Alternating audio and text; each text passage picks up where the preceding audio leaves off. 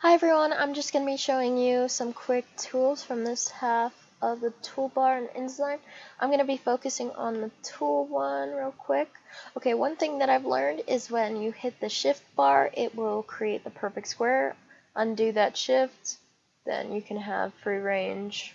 But let's hit the shift, and you can also hit the space bar and move around the object without increasing the size. I'm going to let go of that space bar. And then let's have some fun going up and down. And then you can, on the arrow keys, you can increase the amount within the range of space that you've created. Let's just go back to 1 now. Okay. And then you let go of the mouse first and then the shift, and it's the perfect square. Let's fill it in and play with the gradient. Okay. Going from click and draw, you create a gradient shadow. Okay. And Control Z, undo that. Let's just delete this guy though. Okay. Another cool tool that I've learned is the pencil tool. So I'm going to create a cursive J, my initial. Okay.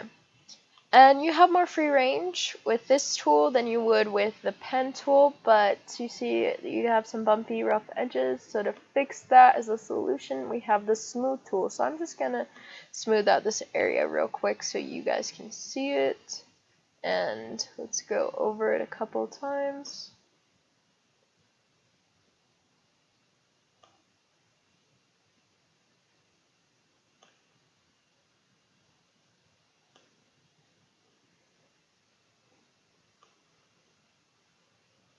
Okay, and it just eliminates those points along the way.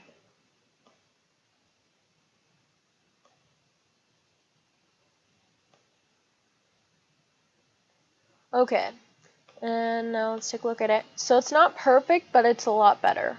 Okay, and that's just a few quick tips and tricks I've learned while working with InDesign, some of the cool features that it has.